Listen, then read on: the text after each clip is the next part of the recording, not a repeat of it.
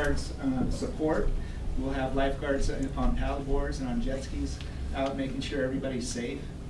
That event starts at 9 o'clock. It'll be a great event, and I hope that everybody can come down and take a look at it. It's kind of copied after the Olympic event that we had in London this summer. Last weekend we had a CARE triathlon at first place that your lifeguards supported. We had 1,000 people competing in the triathlon. Your lifeguards made 170 swimming rescues during that event. Incredible. We had boats that are typically there to make sure that the swimmers are safe from the boating traffic, and we had our boat deckhands in the water all the whole morning making swimming rescues off their boats. It was they did an incredible job. So another event tonight, we have a tugboat race at the stern of the Queen Mary. Some of the port tugs come around, and this is their annual event, and they shine their tugs up. They're very proud of how they operate their tugboats. And 5 o'clock tonight, if you're interested, tugboat races there at the stern of the Queen Mary. Where is that? At the stern of the Queen Mary.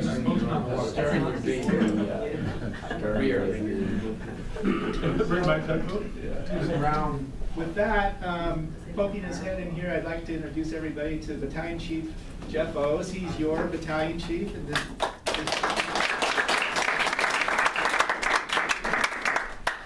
yes, Joe. Randy, on behalf of the rowing community, we want to thank Rescue Boat 3 for what they do for us. We have upwards of 500 young people that row out of the rowing center, and it's really reassuring to have that Rescue Boat 3, and they're really very cooperative. So thank you for that boat. Thank you very much. You're welcome. Thank you. Any questions for me? Yes. What is the ratio of girls to boys in junior guards? Oh, that's a tough question for me. I think it's almost 50-50. I'm taking an educated guess. I don't know. I can't give you an exact Well, it number. looks like it from our window, yeah. But I just thought I'd ask. And we had some Italian relatives living with us this summer, and the girl said to me, I just can't tell you how different the women are in this country. Watching them on TV and watching them participate in athletics, why do the kids, how come they're so athletic? They were talking about all kids, but they were talking about women. We're used to it. We forget that Title IX or whatever the heck it was changed the world in this country. So it's nice to know that. And we have several female lifeguards on staff, and one. Where you see your husband under control? We have one female on permanent staff, so yeah, it's incredible. Thank you very much. Thank you, Randy. Any questions? All right, thank you. Next, Mark. Just to tag on to what Randy said, we are still very busy on the waterfront, although our Sea Festival is officially over. Had a very, very busy summer. They've already mentioned the Swim Across America. That is a free event, by the way. Anybody that wants to just be a viewer can go into Marine Stadium Sunday and see this event. On the project perspective, we should be done here on Appian Way by the end of October. That'd be the restroom, landscaping, and the parking lot here at the Yacht Club. So you will see some activity between now and the end of October, but we're planning to be done by the end of October. Basin 1, it looks like nothing's happening there, but on the September 4th meeting, City Council approved the next phase. So we have close to a couple hundred piles that are under construction. The docks, they're gearing up the plant in Dixon up north, and so we'll get the docks. You should start seeing activity down here beginning or middle of November, and we're planning on being done with half of the basin in April and the other half in June. So Basin 1 should be completely done in the water by June of next year. So we are back up and running and excited about that. What's the status of the sailing center at the beginning of the city sailing center at the base of the peninsula that was supposed to get Leeway? Leeway. So we've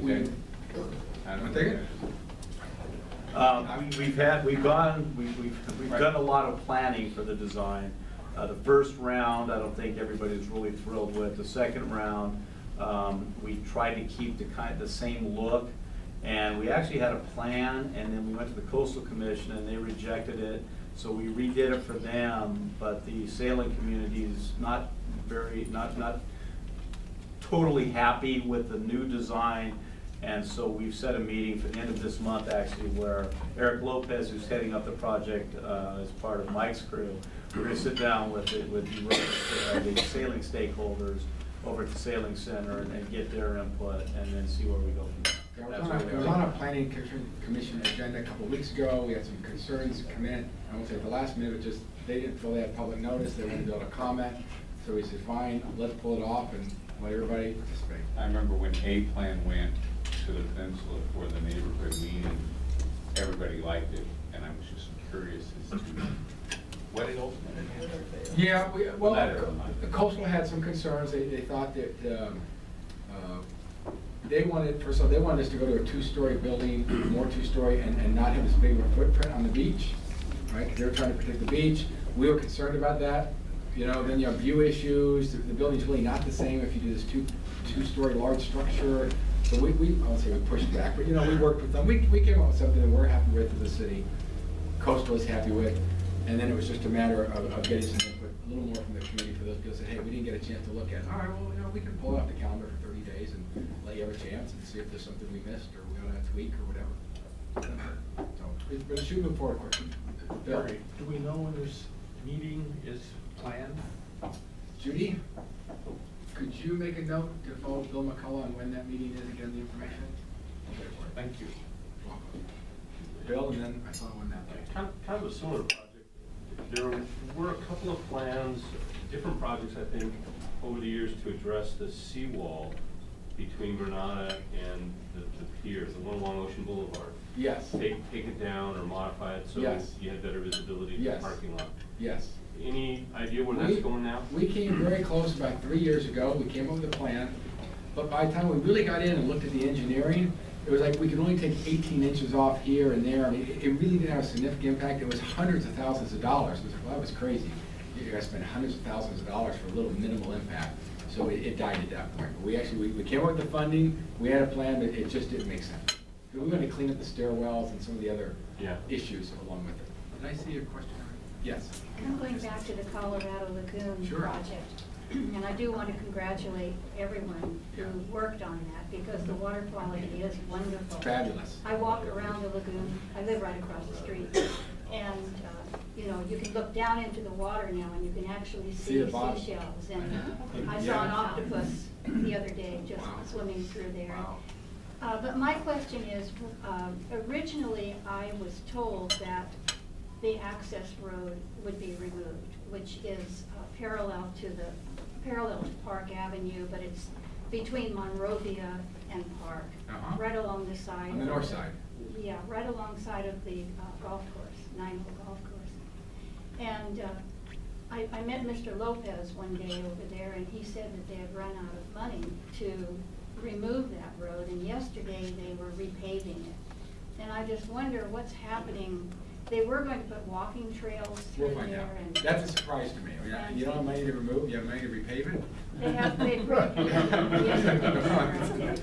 many workers were out there, many machines. So Judy, you made a note? I made it out. So we will follow up. We'll get back to you. Doesn't make That's sense. been handy. Doesn't make sense to me. No, because the road goes to nowhere now. Right. All the parking lot is away. But it's paved. And And I would imagine it would last a very long time with no one driving. 100-year road. Back this way. Yes, sir. Yes, Thank you, Roy.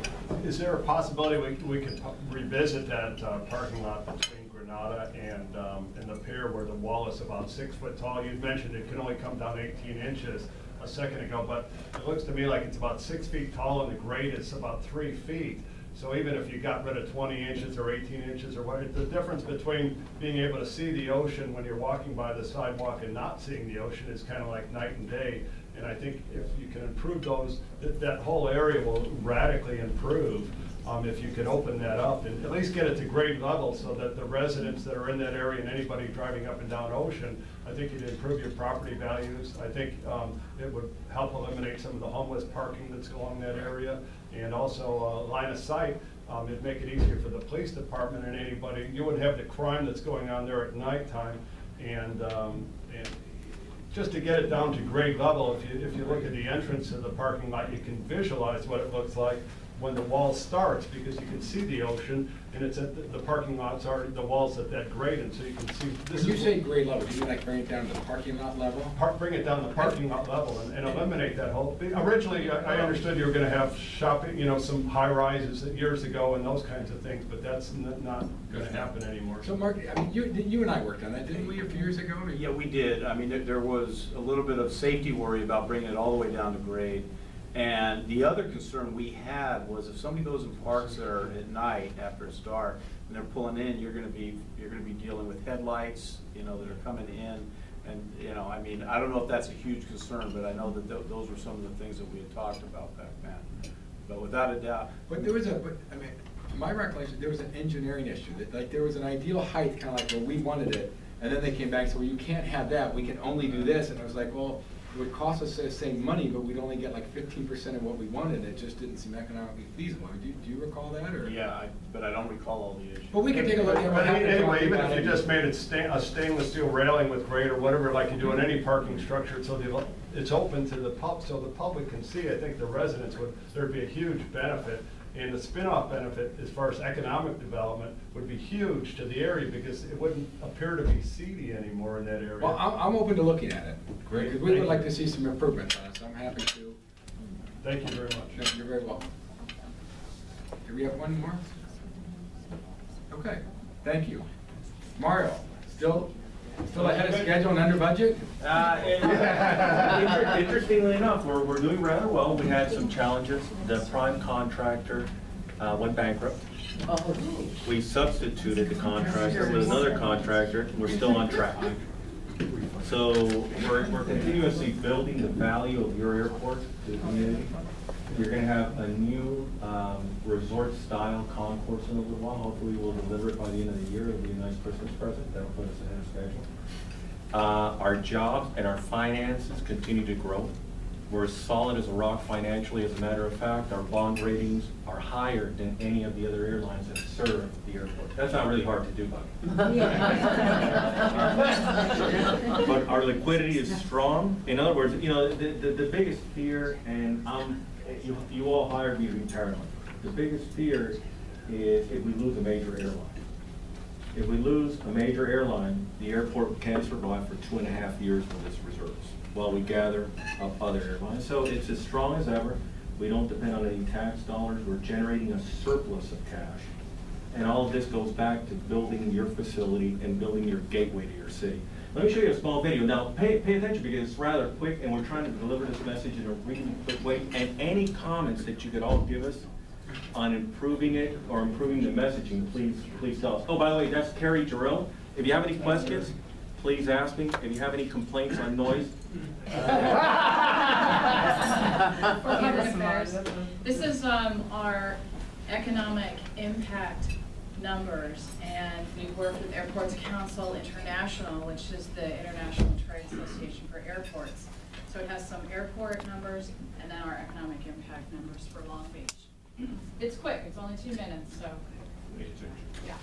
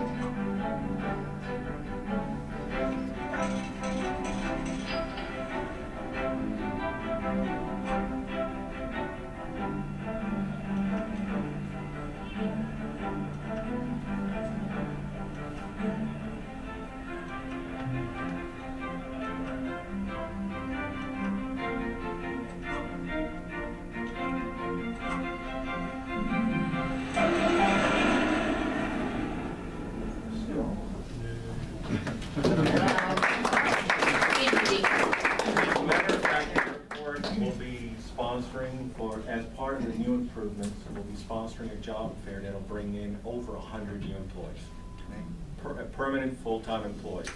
So that should happen sometime in October. Carrie can give you all the details. We're working with all of the council offices, and I am putting all of the parties together, so we will have a flyer. We'll hopefully have a job application. We'll be posting this. We'll be coordinating with workforce development as well. So we don't have a location yet. We have a week, the week of October 20th, we believe, and I'm just trying to put all the parties together and expedite this so we can get the word out. Great. Any questions? What complaints? Complaints for her? Yes, ma'am. Just a comment, and this is fantastic, and I know you're gonna be incredibly busy for a while putting this all together, but a suggestion to do a presentation at Long Beach High School economics courses. That's a good suggestion. Yeah, That's a good suggestion. let the new generation know what's here. Yes, sir. Mario, I think this demonstrates that you people are well qualified to conduct a seminar for the Long Beach City Council on how to operate at a profit. No, we're just lucky. More than luck, more than Just luck. lucky. You had a question, sir? Those 100, is that private sector?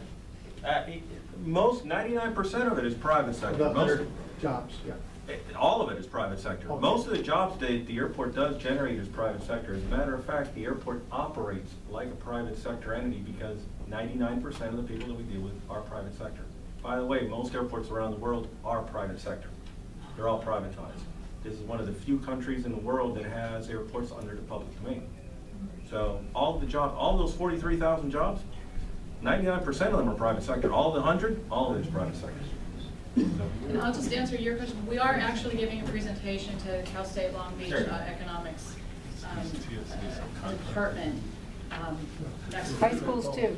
Yeah, so they'll be coming out to the airport for a presentation for them, I think, They'll answer it on Saturday. on the 29th. Yes, ma'am.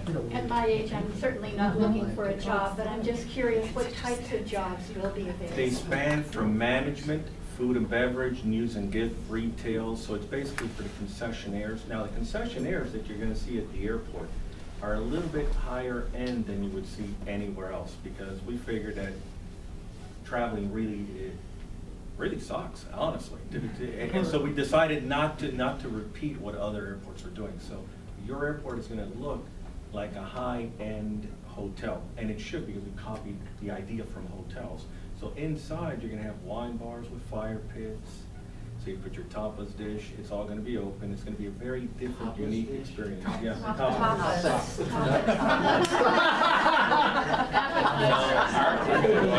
No, it's gonna be food and beverage. It's being recorded. Remind you. Just let you know. For your budget. Anything else? Literally high end. Oh, by the way, it's all gonna be street pricing. And I don't know, you've probably heard that over and over again. Our main concern is to make sure that all of you as customers are treated like I would like to be treated. So we are not gonna gouge the customer, so it's all street pricing. So what you see on the street, you're gonna get inside the terminal for Great. Any other questions? Yes, right here. Yes. When are you gonna start having flights to Hawaii? Well, JetBlue is looking at their new aircraft types. Right now, that aircraft would get probably within 200 miles of Hawaii. People get really angry over stuff like that. They're ordering their new generation aircraft, and your airport is slot regulated. All the slots are completely full. As a matter of fact, we have people waiting in line to get into the airport. Until JetBlue actually updates